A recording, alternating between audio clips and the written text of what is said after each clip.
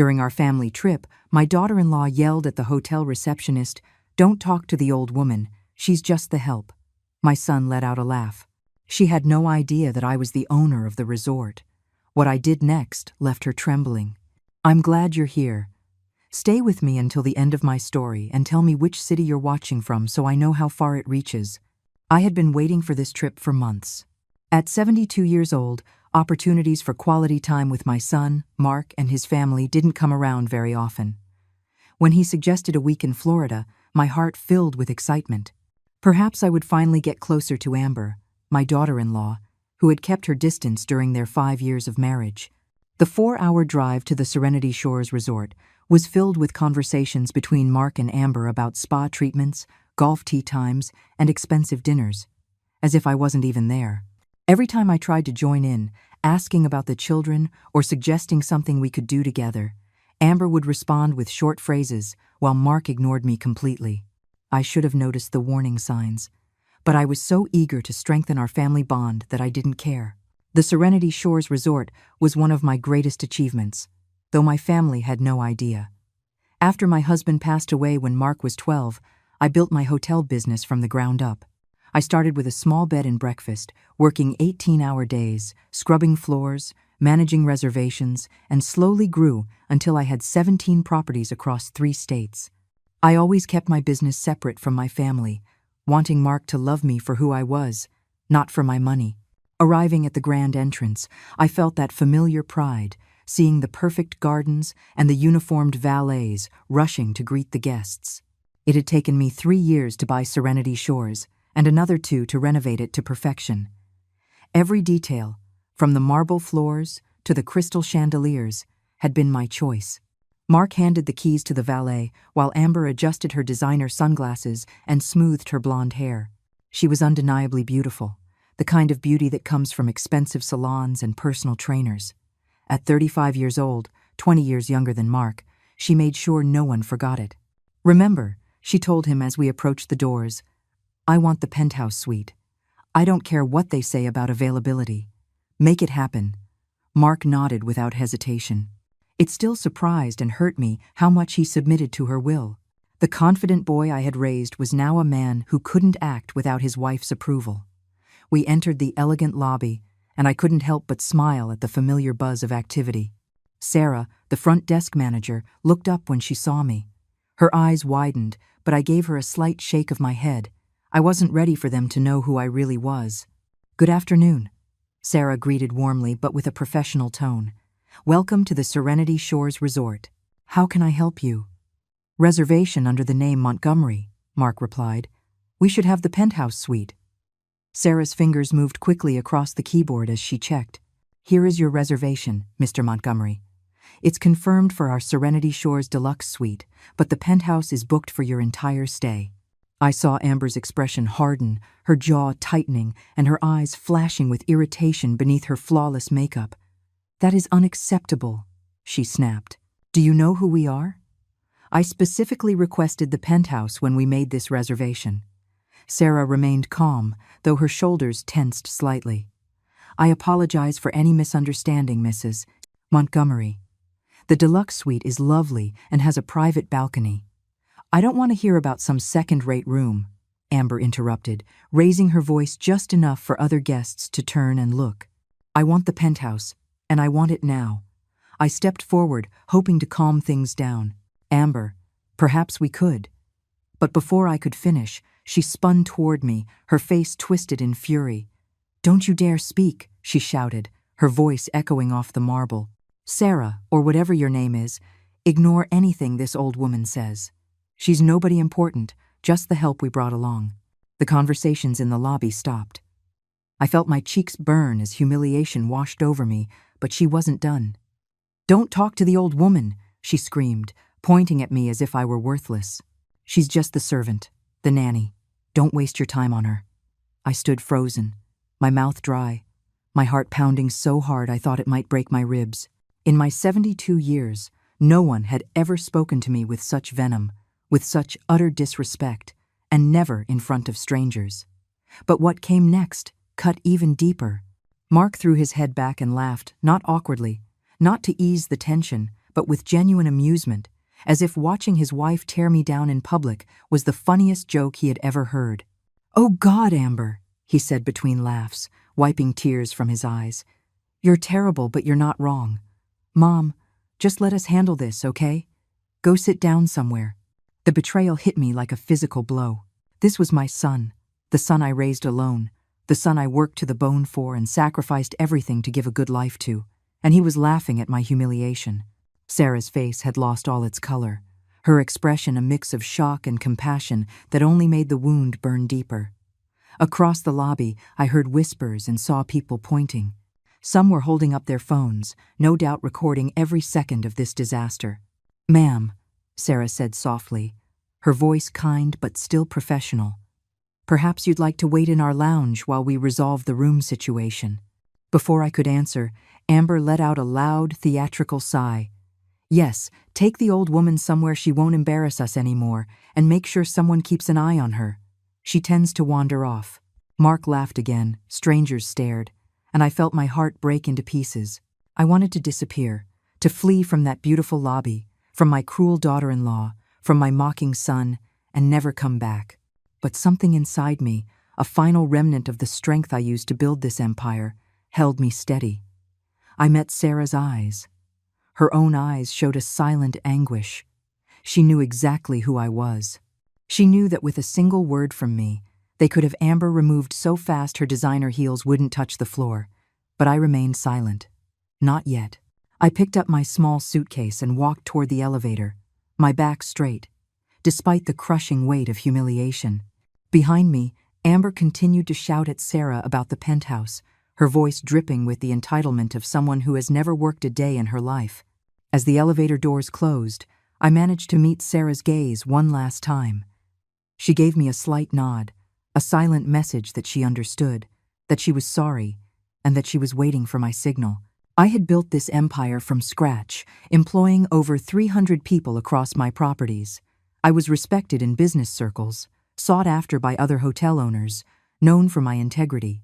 But in that lobby, I was just a pathetic old woman being screamed at by her son's wife while he laughed at my pain. As the elevator climbed to the 12th floor, each passing number stirred something within me. The pain was still sharp and deep, but another feeling began to grow alongside it. Determination. The next morning, I woke up in what should have been paradise, but felt more like purgatory. My room overlooked the ocean, with the waves gently caressing the pristine beach.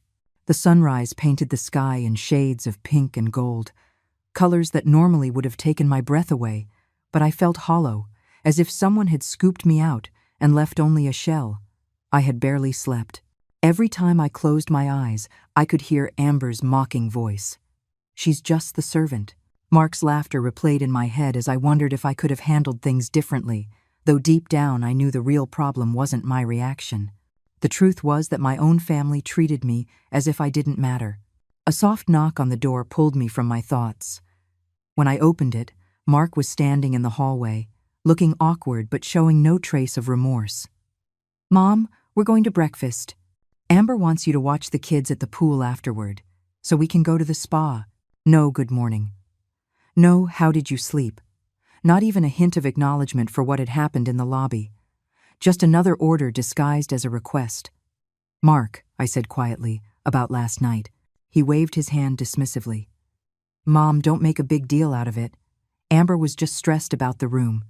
You know how she gets when things don't go her way. Nothing."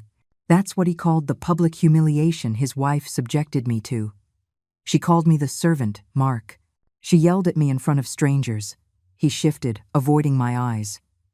"She didn't mean it. It's just Amber being dramatic.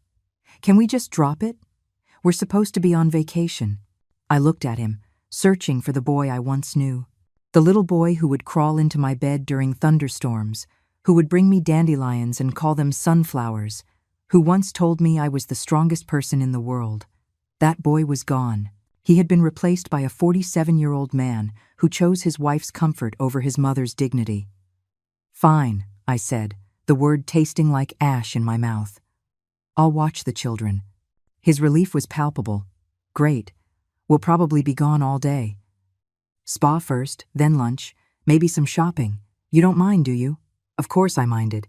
I had imagined this trip would be about family time, getting to know my grandchildren better, and feeling like I belonged. Instead, I was being reduced to an unpaid nanny. But I nodded anyway. Saying no would only cause a scene. And I had learned long ago that keeping the peace was more important than speaking up. The breakfast restaurant was bustling with vacationers enjoying their meals. Amber had secured a table by the window, the best spot in the house, and was already barking orders at the staff as if she owned the place. "I want fresh squeezed orange juice, not that concentrate garbage," she told our waiter, a young man named Kevin, whom I remembered from other visits. "And make sure the eggs are soft-boiled for exactly 3 minutes, not a second more or less." I could see Kevin trying to remain calm, but the strain in his eyes gave him away. I had trained my staff to provide first-class service, but Amber was testing even their patience. My grandchildren, Lily and Leo, aged 8 and 10, sat silently at the table, their eyes glued to their tablets. They barely looked up when I approached. "Good morning, sweetheart," I said to Lily, reaching out to smooth her hair. But Amber's hand shot out to stop me. "Don't touch her. She just had her hair done yesterday, and I don't want it ruined."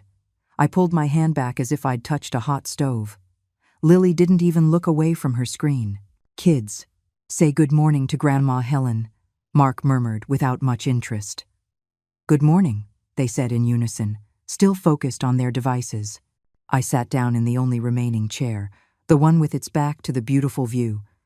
Amber had made sure the best spots were for her family, leaving me the leftover seat as an afterthought. "Helen," Amber said without even looking at me, "after breakfast, you'll take the children to the pool. Make sure to put sunscreen on them every hour. Lily burns easily, and if she gets even a little pink, I will hold you responsible." I nodded, holding back the words I wanted to say. "And keep them out of the deep end, and don't let them eat snacks by the pool. They're full of preservatives. Oh, and if they need anything at all, you call me immediately. Don't try to handle it yourself." Each order was like a small cut, another reminder that she didn't trust me to care for my own grandchildren without her hovering over my shoulder. "How long will you be at the spa?" I asked. Amber finally met my gaze with a cold stare. "As long as we want. This is our vacation, not yours." "You're here to help." Mark remained silent, his eyes on his phone, completely disengaged. I wondered when he had become the kind of man who lets his wife treat his mother like hired help. After breakfast, I ended up by the pool with Lily and Leo, trying to start a conversation while they remained lost in their screens. All around us, other families were laughing, splashing, and genuinely enjoying each other's company. We looked like strangers who just happened to be sharing a table. "Grandma," Lily said suddenly, and my heart leaped, hoping she wanted to talk to me. "Yes, sweetheart? Mom says you used to clean houses for rich people. Is that true?" The question was like a slap in the face. I had worked hard my entire life, yes. I never cleaned houses for anyone. I built my own empire from the ground up, created jobs for hundreds of people, and earned respect in a field dominated by men. And yet, in Amber's twisted version of my life, I was nothing more than a maid. "No, sweetheart," I said softly. "I'm a business owner. I build hotels." Leo looked up from his tablet for the first time all morning. "Mom says you make up stories about being important because you're embarrassed about being poor." The cruelty in his words took my breath away. Amber hadn't just humiliated me in public. She had been poisoning my grandchildren against me, filling their heads with lies so they would see me as a pitiful, delusional old woman. "Your grandmother is not poor, and she does not make up stories," I said, keeping my voice steady. Lily shrugged. "That's what Mom says. She says you live in a tiny apartment and pretend to be rich to feel better about yourself. In reality, I lived in a penthouse overlooking the bay, worth more than most people's entire net worth. But my grandchildren thought I was a pathetic old woman, living in poverty and lying about my life. For the next 6 hours, I sat by that pool, watching children who barely glanced my way, while their parents enjoyed themselves at my expense. Other guests made small talk with me from time to time, and I responded with short, polite chats, all while feeling more and more hollow with each passing minute. When Mark and Amber finally returned, They were glowing from spa treatments and an expensive lunch. Amber's nails were freshly manicured, her hair perfect. She looked like someone who had spent the day being pampered, and she had. In a spa that I owned, with services that I ultimately paid for. "How were the kids?" Mark asked without looking up from his phone. "Fine," I replied, because what else could I say? That they thought I was a liar and a servant? That their mother had deliberately destroyed any chance of a real bond between us? "Good," Amber said distractedly. "You'll watch them again tomorrow. We have golf in the morning and lunch with some friends we met at the spa." I watched my son nod along with her plans, never asking if I minded, never considering that maybe I wanted to spend my vacation doing something other than providing free childcare. That night, sitting alone in my ocean view room that I had worked so hard to make mine, I finally saw the truth. This wasn't a family vacation.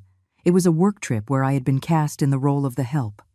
Except instead of getting paid, I was footing the bill for the privilege of being treated like dirt. But as I sat in the darkness, listening to the waves crash against the shore, something began to shift inside me. The hurt was still there, deeper than ever, but now it was joined by something else. Anger. Pure, sharp anger at being taken for granted, at the lies, and at being treated like I was worthless when I had built everything. Starting tomorrow, I decided, things were going to change. The third day of our vacation began just like the first two, with Amber dictating my to-do list while Mark sat by, nodding like a compliant aide. This time, they had planned a day trip to the nearby wine country, and I was to stay with the children. "Make sure they have lunch at exactly noon," Amber said, applying her lipstick with the careful precision of a surgeon. "And Lily gets cranky if her blood sugar drops, so keep the granola bars I packed handy." I wanted to remind her that I had raised a son before, that I knew how to care for children, but I had learned that defending myself only led to longer lectures and more pointed remarks. "We'll probably be back around 6, Mark added, without looking up from his phone. "Maybe later if traffic is bad." As they were getting ready to leave, I overheard Amber on the phone, her voice taking on that falsely sweet tone she used when she thought she was being clever. "No, we can't do dinner tonight. I'm stuck on babysitting duty again. I know it's ridiculous, but it's just for a few more days. Believe me, when this is all settled, we won't have to deal with this anymore."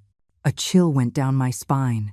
The way she said "when this is all settled" didn't sound like she was just talking about the vacation ending. After they left, I took the children to the hotel's kids club, a program I had created myself to give families more flexibility during their stay. The caregivers were wonderful with Lily and Leo, and for the first time since we arrived, I saw them laughing and playing with other kids their age. With a few hours to myself, I walked the property. It had been years since I'd seen my hotel from the perspective of a guest rather than an owner, and I wanted to get a real sense of how things were running. That's when I heard the conversation that changed everything. Walking past the pool bar, I recognized voices coming from one of the private cabanas. Mark and Amber were supposed to be on their wine tour, but there they were, hidden behind the canvas drapes, speaking in low tones with another couple I didn't know. "The thing is," Amber was saying, "she's getting old, and old people don't live forever, if you know what I mean." A woman I didn't recognize laughed. "Amber, you're awful." "I'm practical," Amber replied.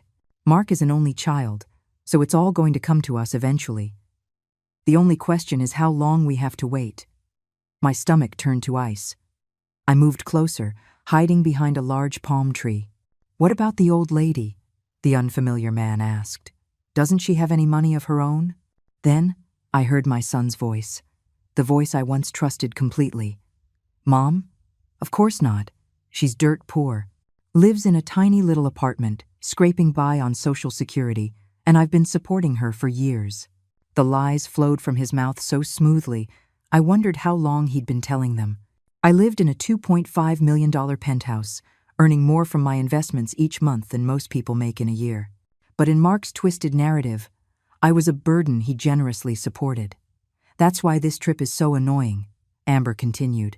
"We have to drag her everywhere because she can't afford anything on her own.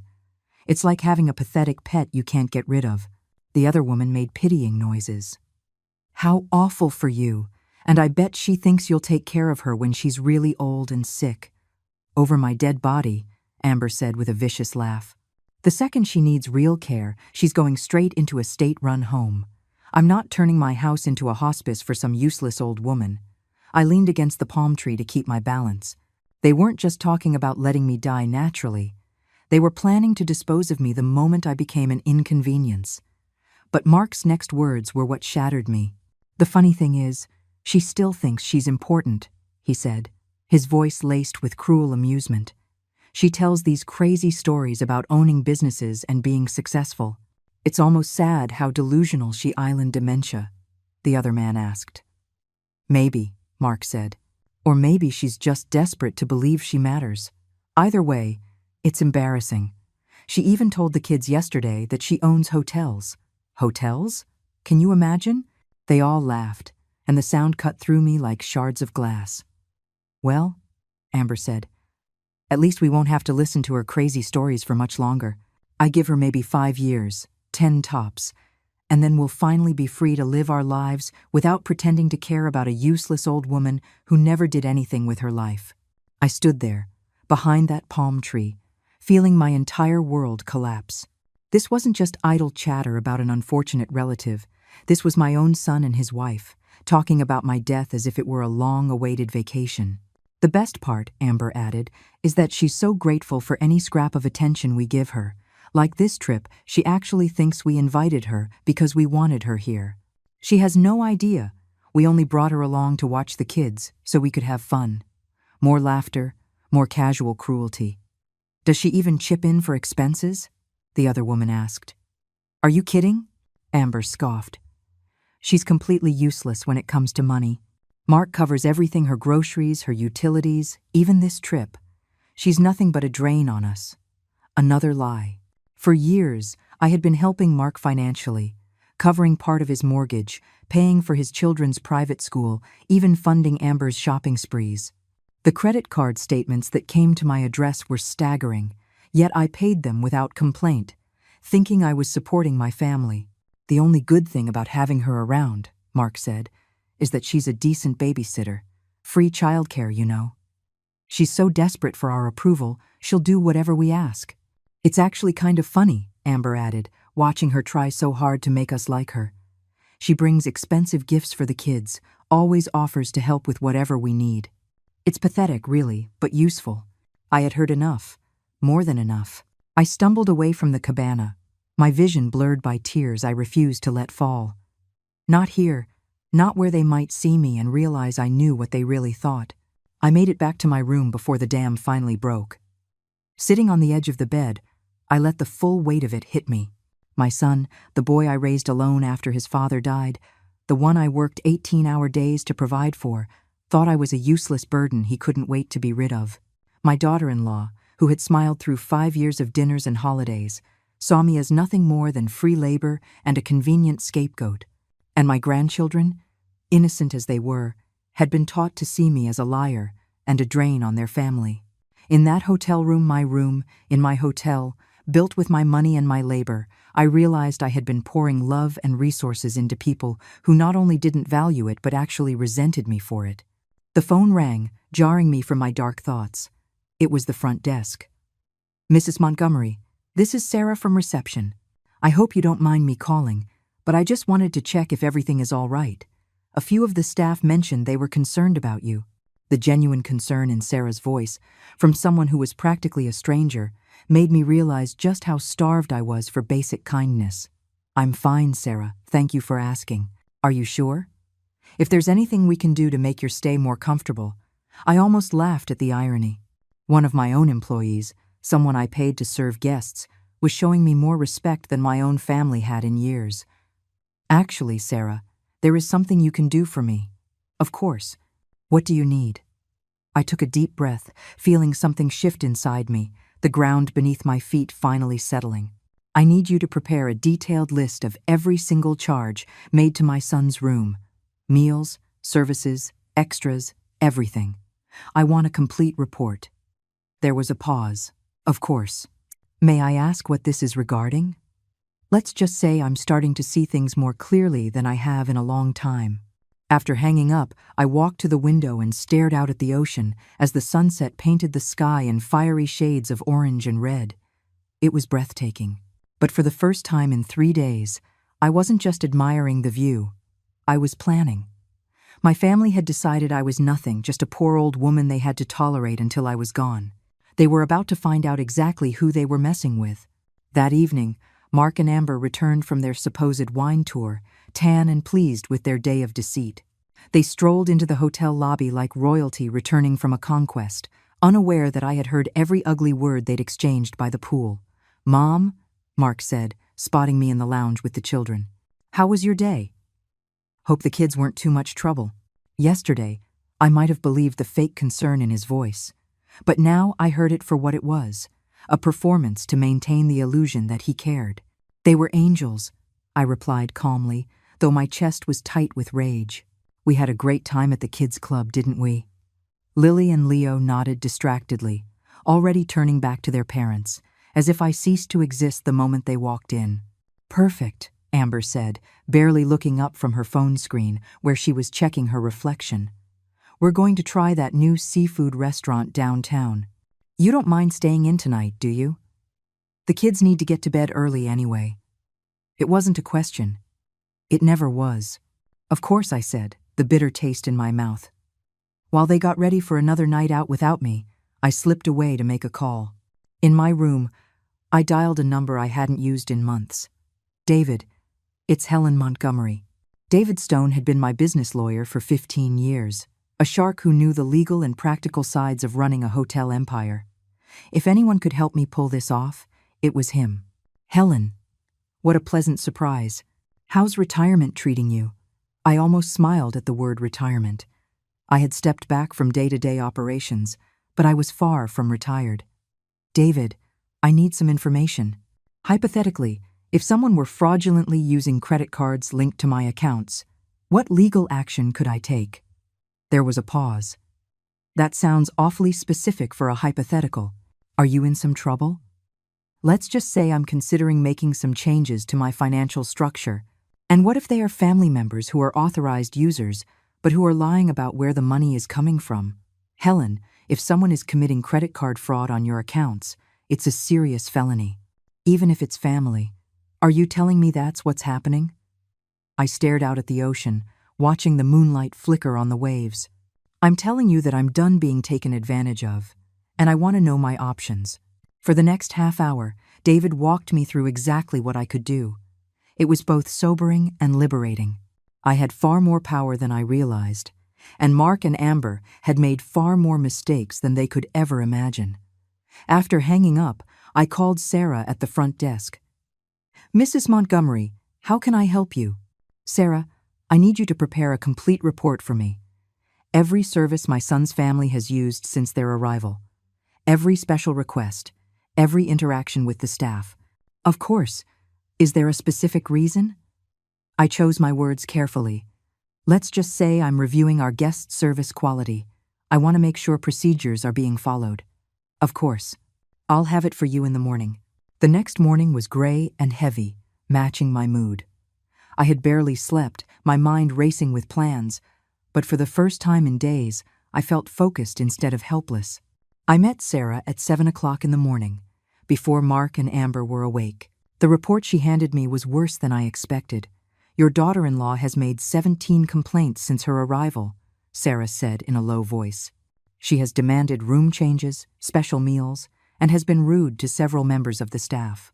I flipped through the pages, reading account after account of Amber's entitled behavior, berating a housekeeper for how her shoes were arranged, sending back 3 meals for not being perfect, demanding the pool be cleared so Lily and Leo could swim alone. "And my son?" I asked. Sarah's voice was even. "He has been less involved, but he has backed her up on every complaint and demand." Of course he had. Mark had become an expert at enabling Amber's worst impulses while keeping his own hands clean. Sarah leaned in, lowering her voice even more. "There's something else. Yesterday, when they thought no one was listening, Mrs. Montgomery had a lot to say about the hotel's management." I raised an eyebrow. "Oh?" She told another guest that the service was fine, but claimed the owners were probably some old money family who didn't care about quality anymore. She said she could run this place better than whoever was in charge. The irony would have been funny if it wasn't so infuriating. Thank you, Sarah. This is very helpful. On my way back to the elevator, I ran into Kevin, the young waiter who had served us at breakfast. He looked uncomfortable. Mrs. Montgomery? He managed in a quiet voice. I hope you don't mind me saying, but I wanted you to know that the staff has noticed how your family treats you. I stopped in my tracks. What do you mean? Kevin glanced around to make sure no one else could hear. We all know who you are, ma'am. You've always been so kind to us. But to see the way they speak to you, the way they treat you like you're not important, none of us think it's right. His loyalty, when he had no reason to defend me, cut deep. These were people who respected me, who valued my leadership and sense of fairness. The contrast with my own family was stark and painful. Thank you, Kevin. That means more than you know. He nodded. If there's anything any of us can do, actually, their island. Continue to give my son's family excellent service, but also write down everything. Everything they do and say. Can you see to that? Of course. For the next 2 days, I shifted roles. I was no longer the silent observer watching Amber issue commands and Mark ignore me. I was the sharp-eyed businesswoman who had built an empire by reading people's intentions and their flaws. And what I saw was worse than I had imagined. Amber wasn't just entitled, she was cruel. I watched her bring a young housekeeper to tears for not folding the towels exactly to her liking. I saw her throw a full-blown tantrum because the poolside service was slower than she wanted, screaming at a server who was clearly doing his best. Mark didn't just enable it, he encouraged it. He would laugh at Amber's nastiest comments about the staff, add his own complaints, and treat the people who worked for me as if they were beneath him. But it was how they treated Lily and Leo that finally broke my patience. I was watching the children play in the pool when Lily scraped her knee on the rough edge of the diving board. It was a tiny cut, barely bleeding, but she cried, looking for comfort. When Amber arrived, she didn't comfort her daughter. She stormed over to the lifeguard, berating him for not preventing the accident. Then she turned on me. This is your fault, she snapped. I told you to watch them carefully. If you had been paying attention instead of daydreaming, this wouldn't have happened. Lily was still crying, but her parents were too busy assigning blame to notice. I knelt beside her, gently cleaned the scrape, and applied a bandage from the first aid kit as she leaned into my shoulder, sobbing. It's okay, sweetheart, I whispered. You're very brave. Grandma Helen? Lily asked softly. Why doesn't Mommy like you? The innocent question hit me like a punch to the gut. Even at 8 years old, she had noticed what I was trying to ignore, that her mother's hostility toward me was plain to see. Before I could answer, Amber's voice cut through the air like a whip. Lily, get away from her right now. I told you not to get too close to your grandmother. She won't be around for much longer, anyway. The sheer cruelty of those words, aimed at both me and her own child, was the breaking point. That night, I made a series of phone calls that would change everything. I called David again, this time with precise instructions. I contacted my accountant for specific financial records, and then I spoke with John Peterson, the general manager of my hotel chain, with immediate orders. When I hung up the last call, I caught my reflection in the bathroom mirror. The woman looking back at me seemed older than her 72 years, worn down by days of humiliation and emotional abuse. But in her eyes, something was back that had been missing since this nightmare vacation began.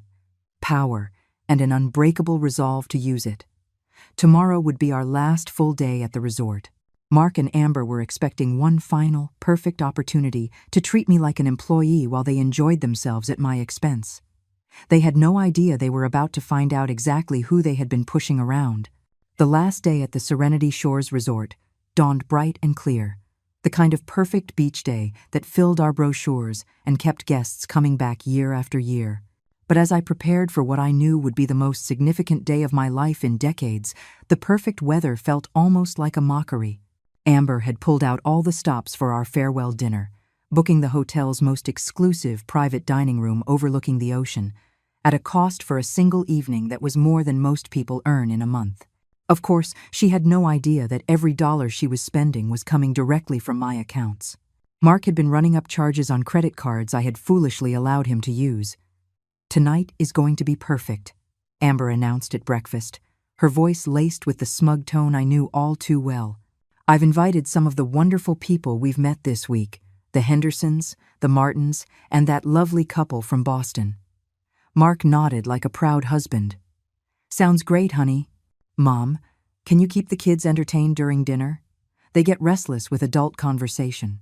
Even on our last day, I was being shunted aside, put on childcare duty while strangers enjoyed a lavish dinner that I was paying for. "Of course," I murmured, though inside, something was hardening into unyielding resolve. I spent the morning finalizing the last details. David had worked through the night to ensure every legal angle was covered. John Peterson had discreetly briefed the necessary staff on the truth. I practiced my lines in front of the mirror until I could say them without my voice trembling. At 3 o'clock, the call finally came. "Mrs. Montgomery, this is Detective Miller with the local police department. We've reviewed the financial records your attorney sent over. With the evidence of unauthorized charges and misrepresentation, we can proceed whenever you give the word."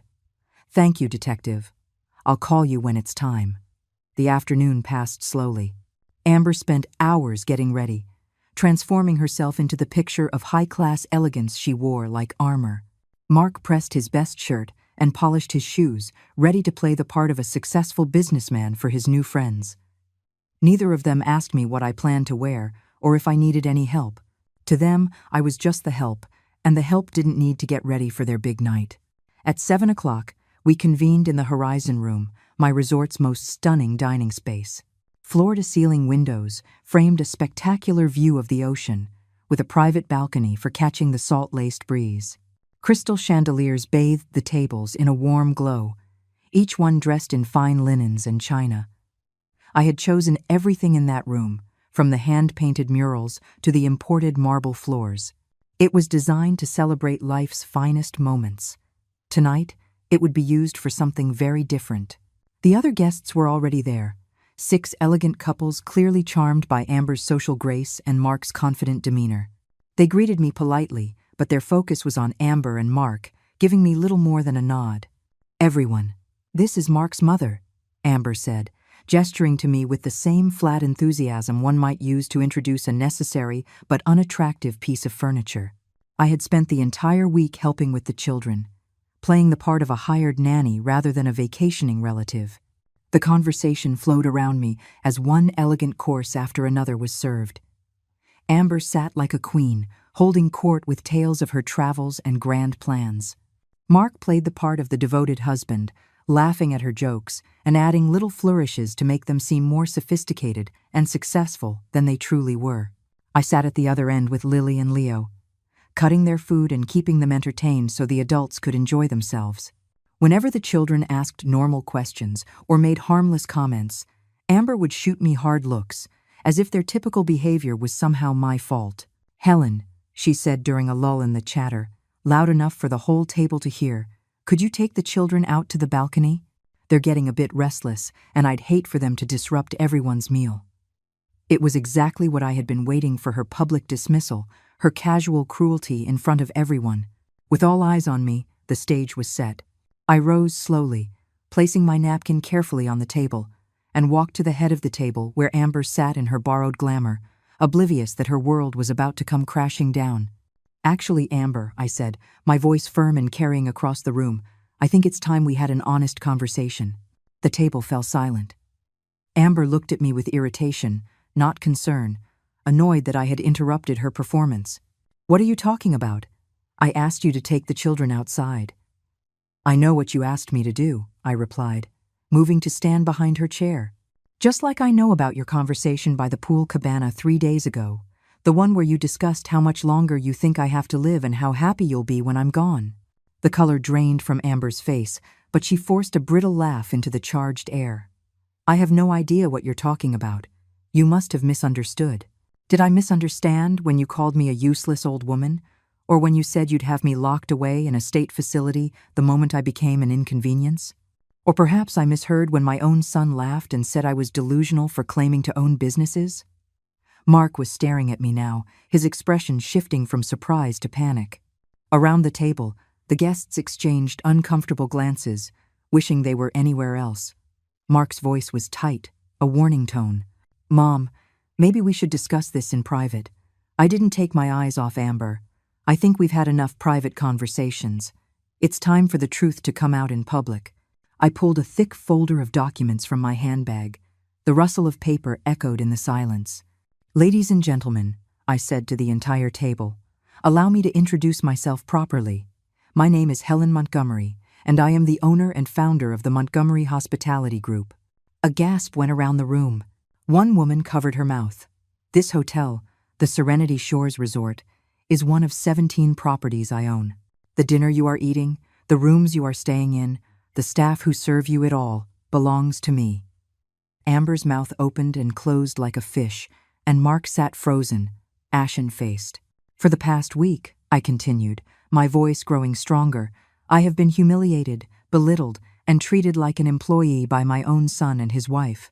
They have told you, my grandchildren, and anyone who would listen, that I am a poor, delusional old woman who makes up stories of success just to feel important.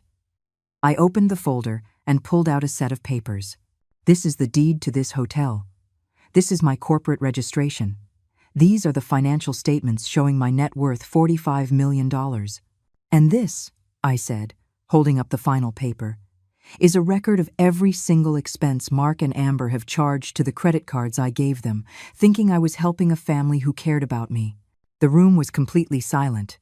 Even the children sensed the weight of the moment. $156,000 in the last 6 months. Spa days, shopping sprees, luxury dinners, exclusive vacations, all on my accounts, while they told people I was broke and that they were supporting me out of charity. Amber finally spoke, her voice barely a whisper. Helen, please let me explain. Explain what? I cut in.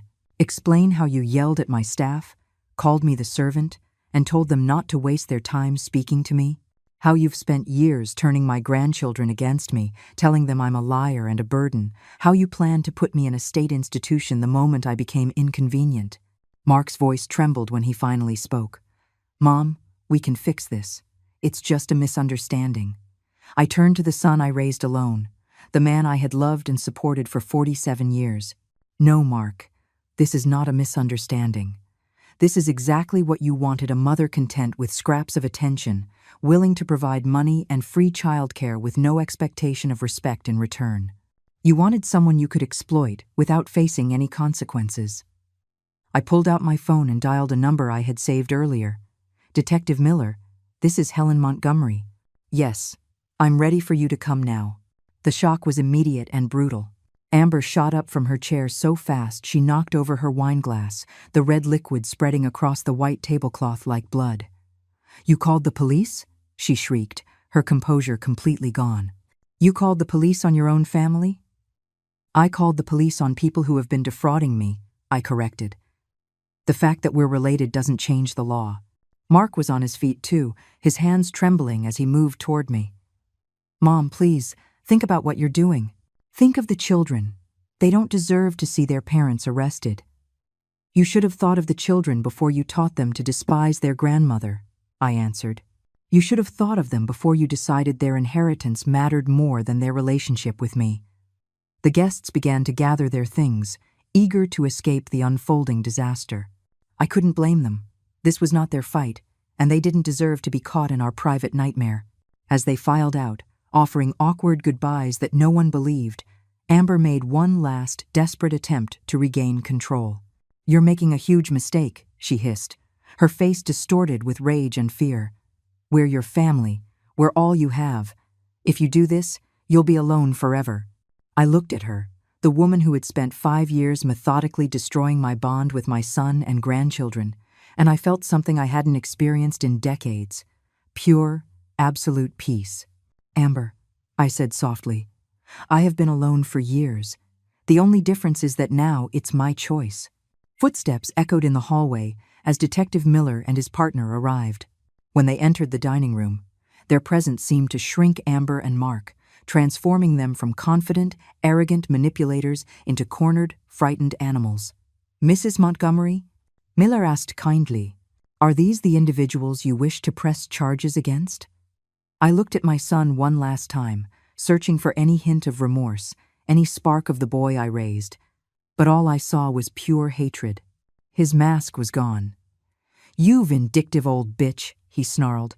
"You're tearing this family apart over money." And in that moment, I knew, without a shadow of a doubt, that I was doing the right thing. The legal process that followed moved faster than I expected. David had prepared our case so thoroughly that Mark and Amber's lawyer, ironically paid for with my own money, advised them to take a plea deal rather than risk a trial. The charges of credit card fraud and financial elder abuse carried severe penalties. But the real blow was the public exposure of their lies. Within a week of their arrest, local newspapers picked up the story. "Hotel heiress uncovers family financial fraud during vacation." Read the headline in the business section.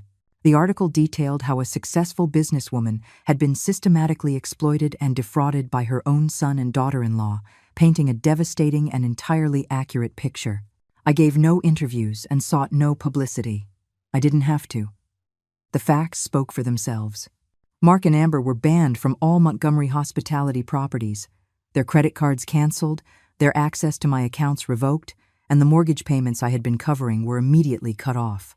Within a month, they had to sell their house and move into a small apartment on the other side of town. But the financial hit was nothing compared to the social fallout. The story spread through their circles like wildfire. The country club membership I paid for was terminated. The private school Lily and Leo attended, with tuition covered by Grandma Helen, demanded immediate payment of back fees, or the children would be unenrolled. The friends who once enjoyed lavish dinners and holidays on my dime suddenly had no time for Mark or Amber. I watched from the quiet of my penthouse, feeling only relief. 3 months after that disastrous dinner, I received a letter.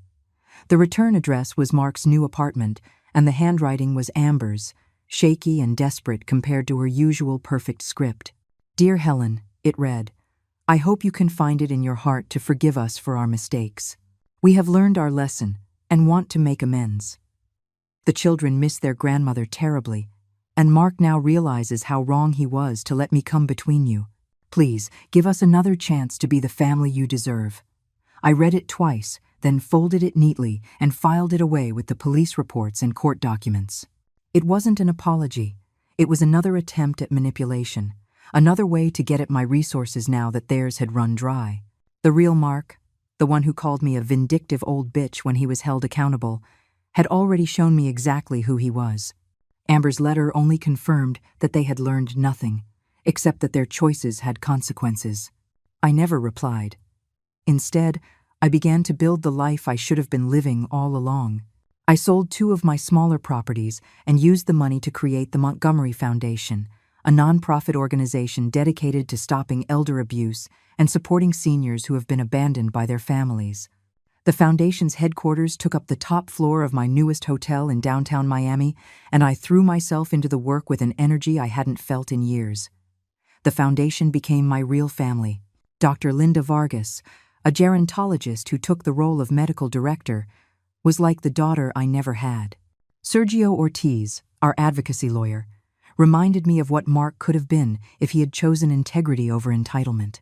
Sofia Ramos, who ran our support groups, was a survivor of financial exploitation by her own family and knew all too well the sting of betrayal from those you love. Together, we helped dozens of seniors reclaim their lives and their dignity. We offered legal aid, financial counseling, and most importantly, a community that understood that family meant more than blood.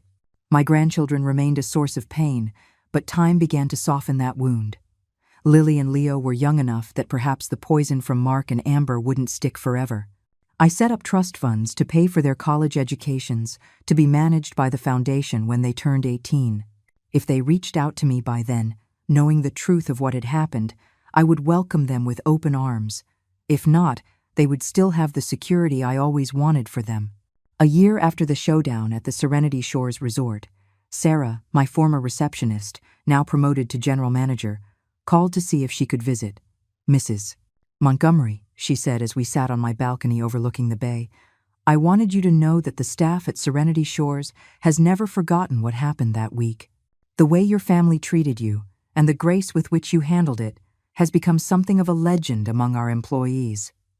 I smiled, thinking of Kevin and the others who had shown me loyalty and kindness. They were good people. They deserved better than to witness that disaster. There's something else, Sarah continued. We've had several inquiries from guests who heard about the foundation, people who are dealing with similar issues in their own families. They've asked if there could be programs at the resort that could help them. That conversation sparked our most successful project to date. The Reclaim Your Life retreats became week-long programs at Serenity Shores, combining luxury stays with therapy, legal clinics, and peer support groups. Seniors who had suffered financial or emotional abuse from their families could come to heal in the same beautiful place where I had found the strength to fight back. The irony was perfect. The dining room where Mark and Amber had planned my final humiliation was transformed into a space where survivors shared their stories and found their voices. The pool where I had overheard their cruel plans became a place of restoration and new beginnings. But perhaps the most rewarding moment came 2 years after that confrontation, as I was reviewing applications for our scholarship program. One name leaped off the page: Leo Montgomery. My grandson, now 13, had written an essay about his desire to study business administration and hotel management. He had researched my career and the work of the foundation, and his letter had a maturity and clarity that stunned me. "I know my parents did terrible things to you," he wrote in a neat adolescent hand. "I was too young to understand it at the time, but I know the truth now. I want to make it right, somehow. I want to be the kind of person who builds things, instead of tearing them down, like you did." I sat at my desk, tears streaming down my cheeks, reading those words over and over again. He hadn't reached out for money, or because his parents had pushed him to. He had done it because he had chosen to find out the truth about his family. That afternoon, I dialed the number he had included on his application. "Leo, this is your grandmother." The silence on the other end was so long I thought he had hung up. Then, in a trembling voice, he whispered, "Grandma Helen? I wasn't sure you'd want to talk to me." "Sweetheart," I said, my voice breaking, "I have wanted to talk to you every single day for the last 2 years." We talked for 3 hours on that first call. Leo told me about the divorce, that Mark and Amber's marriage hadn't survived the financial pressure and public shame, and that he lived mostly with his father, who was finally beginning to understand the weight of what he had lost. Lily, he said, was still angry and confused, but she had started asking questions too. I didn't push for a quick reconciliation or demand apologies. I just listened as my grandson told me about school, his friends, and his dreams for the future. When he asked if he could visit, I said yes without a second thought. The day Leo walked into my penthouse was one of the happiest of my life. He was taller than I remembered, with Mark's dark hair and eyes that held a kindness I hadn't seen in his father in decades. We spent hours looking through photo albums, and I told him stories about his grandfather and about building the business that might one day be his legacy if he wanted it. "Grandma," he said as we watched the sunset from my balcony, "I'm so sorry we hurt you. I know I was just a kid, but I should have known better." I pulled him into a hug, breathing in the scent of his shampoo and feeling the steady warmth of this boy who had found his way back to me. "You were exactly the kid you were supposed to be," I answered. "None of this was your fault." Now, 5 years after that terrible vacation, I wake up every morning in my beautiful penthouse with nothing but gratitude. Leo comes over every weekend, working part-time at the foundation and learning the ropes just as I did decades ago. Lily has started calling from time to time, and those cautious conversations give me hope for what's to come. On my 77th birthday, Mark sent me a letter. This time, it was a real apology, full of sincere regret and acknowledgement of the damage he caused. He didn't ask for forgiveness or for money. He just said he hoped that one day I might want to see him again. I haven't made a decision. The damage he did was deep, and trust that is broken like that is not easily rebuilt. But seeing Leo grow into a man of integrity makes me think that maybe redemption is possible, even for those who have fallen the furthest. I learned from Leo that Amber moved out of state and remarried quickly. She has had no contact with me or the children, and frankly, that is probably for the best. Some people are simply toxic, and the healthiest choice is to remove them from your life completely. The Serenity Shores Resort is thriving under Sarah's management, and the foundation has helped over 2,000 seniors reclaim their lives with dignity. I still walk through the lobby sometimes, remembering that awful week when I felt so small and powerless. But now, when I stand in that marble space, I don't see it as the place where I was humiliated. I see it as the place where I finally stood up for myself, where I understood that I did not have to accept cruelty just because it came from family. The greatest lesson I've learned is this: you teach people how to treat you. For years, I taught Mark and Amber that they could take advantage of me without consequence, that my love came without the requirement of respect. When I finally set boundaries and demanded the respect I deserved, everything changed, not overnight and not without pain. But eventually, at 77, I have never been happier. I am surrounded by people who value me for who I am, not for what I can give them. I go to sleep each night knowing I am loved and respected, and I wake up each morning excited for the day ahead. It took me far too long to learn that being alone is not the same as being lonely, and that sometimes the family you choose is stronger than the one you were born into. Mark and Amber thought they were teaching me a lesson when they shamed me in that hotel lobby. They were right about one thing. I did learn something that week. I learned that I am worth fighting for, even if I have to be the one to do the fighting. And that made all the difference. The story we have told is fictional, but it is based on some real events. The names and places have been changed to protect the identities of those involved. We don't tell this to judge, but in the hopes that someone might listen and stop to think. How many mothers are suffering in silence within their own homes? I am very curious. If it were you, in my place, what would you do? Would you choose to stay silent to keep the peace? Or would you dare to confront it all to reclaim your voice? I want to know what you think, because every story is a candle that can light the way for someone else. God always blesses, and I firmly believe that courage leads us to better days. In the meantime, on the final screen, I'm leaving you with two of the channel's most beloved stories. I assure you, they will surprise you. Thank you for joining me until the end.